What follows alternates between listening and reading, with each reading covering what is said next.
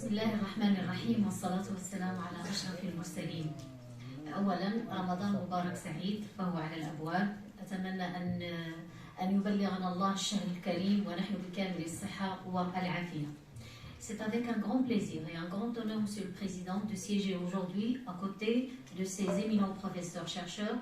Mes vifs remerciements d'abord s'étendent vers les coordinatrices de ce colloque pour leur aimable invitation et aussi au comité d'organisation, chers professeurs, messieurs les magistrats, mesdames les représentantes des associations civiles, sans oublier nos chers étudiants, chercheurs, honorables assistances.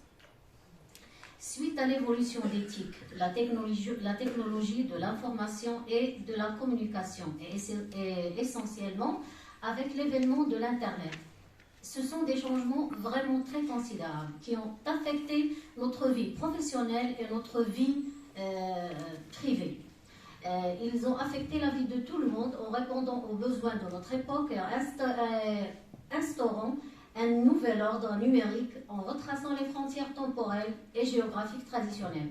Ainsi, un nouvel espace, c'est le cyberespace, vient de se joindre aux espaces traditionnels tels que l'espace terrestre, maritime et aérien. Cependant, le cyberespace ne constitue pas un espace géographique. Il incarne un espace virtuel, dématérialisé et sans frontières, de liberté sans frontières, imposant des problèmes de criminalité et d'insécurité. Parce que si on utilise maintenant l'Internet, il y a un grand espace de l'Internet qu'on n'utilise pas, et ça s'appelle le Dark Web, où tout peut se vendre dans ce Dark Web. À ce titre, on note que les usages déviants et frauduleux, voire criminels via le cyberespace, désignés sous le vocal cybercriminalité, signifient les infractions pénales commises via le cyberespace.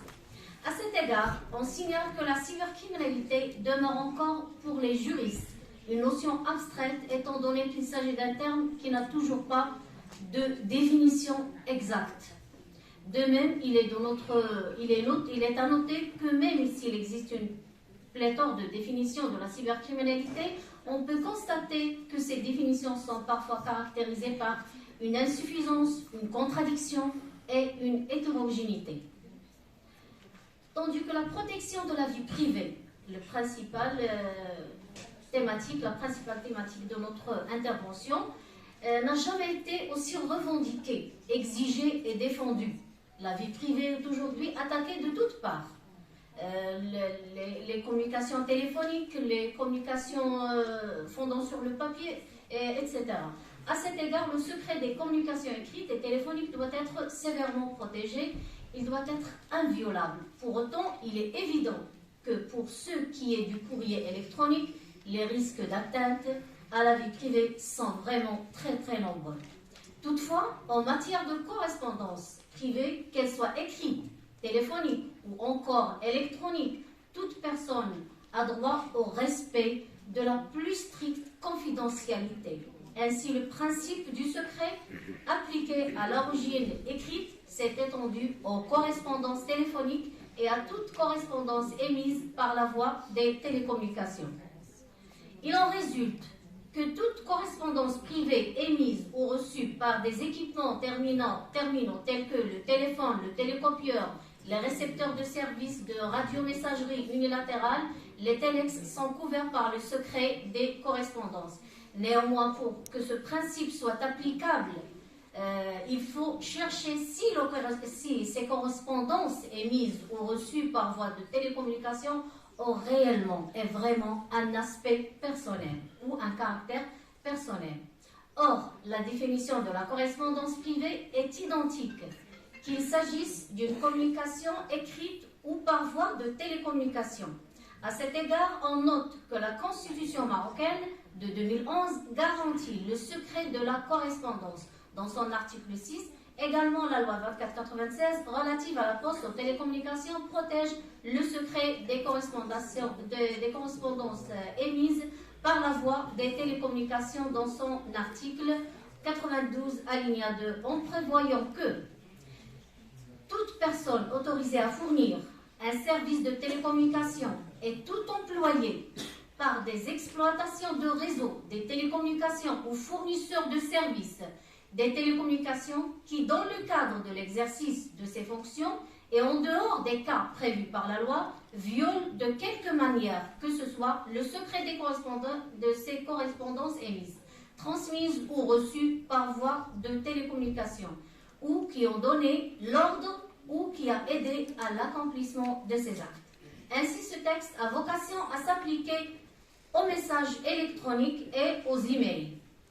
Cependant, toute personne autorisée à fournir un service de télécommunication tel que le cas de la société Etisalat al-Maghrib, qui est obligée, selon l'article 10 de son cahier des charges, de porter à la connaissance de ses agents les obligations auxquelles ils sont assujettis et les sanctions qu'ils encourent en cas de non-respect du secret des correspondances.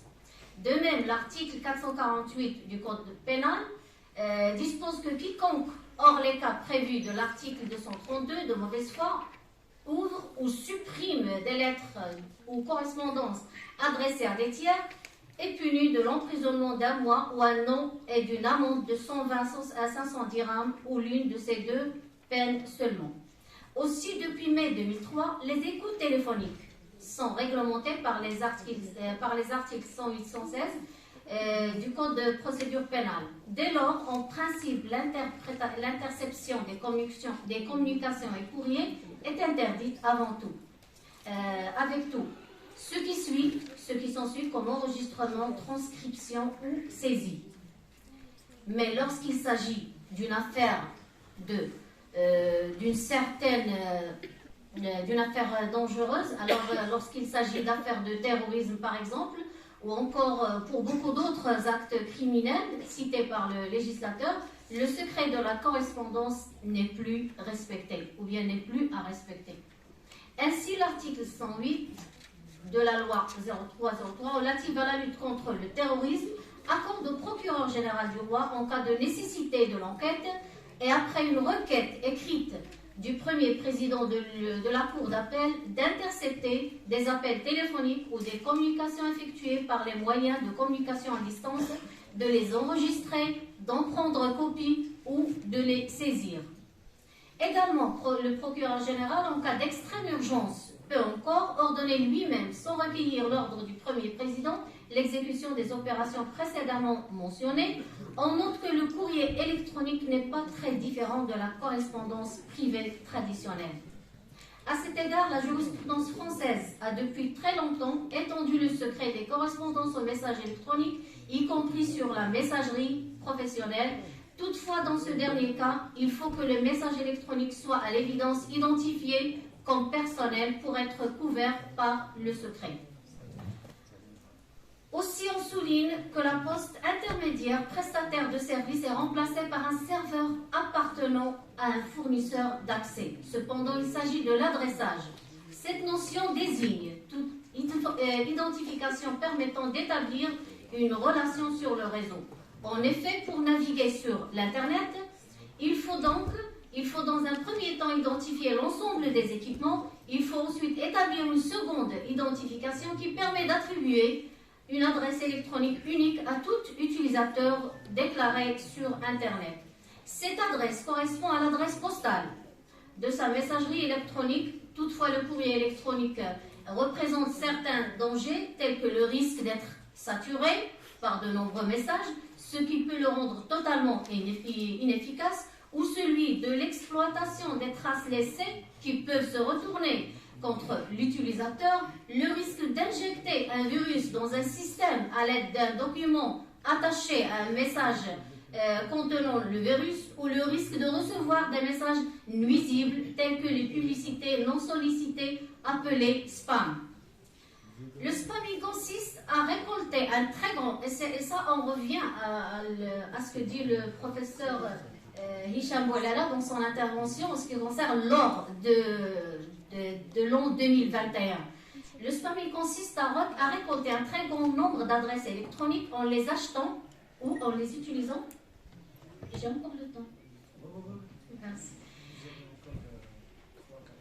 En les achetant et en utilisant un logiciel spécialisé qui les collecte pour ensuite envoyer des offres commerciales que nous recevons tous sur nos portables, que nous recevons tous sur nos emails. Commerciales à ces adresses ou le fait de consulter une boîte aux lettres électronique en découvrant le pot aux roses virtuelles ou le cas d'usurpation de mots de passe. Ces risques potentiels expliquent la nécessité de protéger le courrier électronique. C'est le risque de voir leurs secrets voilés qui inquiète certains utilisateurs. C'est ainsi que le législateur marocain est intervenu afin de garantir la protection du courrier électronique contre tout abus, spamming, publicité, etc. À cet égard, plusieurs lois interviennent dans le but de sanctionner les cybercriminels qui leur portent atteinte. Toutefois, il reste à noter que la correspondance privée via le numérique nécessitera une attention particulière de la part du législateur marocain, qui devrait lui consacrer une loi spécialement dédiée à protéger les utilisateurs de ce moyen de communication. Parce qu'il faut toujours faire attention à ce qu'on partage, avec qui on le partage et la voie de ce partage. Il faut sécuriser la voie de ce partage. Et pour conclure, سمعت المداخلة القيمة للأستاذ محمد القري عندما تحدث عن تحديد الموقف من الصحراء المغربية. يجب أن لا يدخل في مواقع. هنا وصلت لي واحد المسألة في مواقع التواصل الاجتماعي في صفحة، لن أقول اسم الصفحة حتى لا أقوم بالتشهير، ولكن أحد الأشخاص الذين يكتبون في هذه الصفحة على الفيسبوك تحدث عن رغبته في الانتماء إلى هذه المجموعة. شخص آخر علق عليه لأنه يعرف جنسيته، علق عليه وقال بأنه إذا لم تعترف بمغربية الصحراء فأنت لا وجود لك بيننا. مباشرة الطرف الذي تحدث بهذه الطريقة تم إيقافه من الصفحة حتى لم يعد بإمكانه الاطلاع على الصفحة. يعني واخا خرجوا من الصفحة ملي تيدير ريشيرش سور سون تيليفون باش يعرف هذيك الصفحة تطلع له سور فيسبوك ما تطلعش. يعني حنا ولينا مراقبين 24 ساعة على 24 ساعة بدون توقف. أقول قولي هذا وأستغفر الله لي ولكم والسلام عليكم ورحمة الله. Merci infiniment, cher professeur, pour cette intervention pertinente et qui montre vraiment que la question, ou bien la protection de la correspondance privée contre toute violation est un sujet qui fait et qui va faire encore l'objet d'un débat doctrinal et aussi une hésitation de la part de la jurisprudence des différentes juridictions de l'ordre judiciaire. Bien sûr, il faut distinguer entre la violation faite par un particulier et la violation, bien sûr, faite par une autorité, bien sûr, ou bien une institution chargée de l'autorité publique ou, bien sûr, chargée du service public.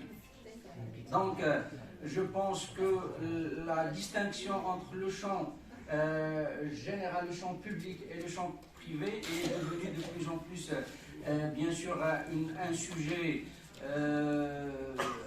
problématique. Donc les frontières, je pense, entre le domaine public et le domaine privé sont devenues de plus en plus poreuses. Donc, et je vais revenir à cette question en arabe. مقولة لرئيسة حقوق مجلس حقوق الإنسان في الأمم المتحدة التي قالت بأن التكنولوجيا الاتصالات الحديثة أسهمت في إحداث ضبابية في الخطوط الفاصلة بين المجالين العام والخاص. أنا مشيت للأمم المتحدة باش نلقى مدخل الأستاذ الجليل في الحقيقة، وما يطرح السؤال حول كيفية تحقيق توازن ملائم بين الشواغل الأمنية الوطنية المشروعة والحريات الفردية، أي الموازنة بين تحقيق أمن المجتمع ولكن أيضا تحقيق قيم المجتمع المتعلقة بالخصوصية. اليوم الأستاذ الجليل الأستاذ البزاز أستاذ التعليم العالي بكلية الحقوق بمكناس سيطرح السؤال حول الحق في الخصوصية في العصر الرقمي وتحديات الحماية القانونية. إليكم الكلمة والسلام.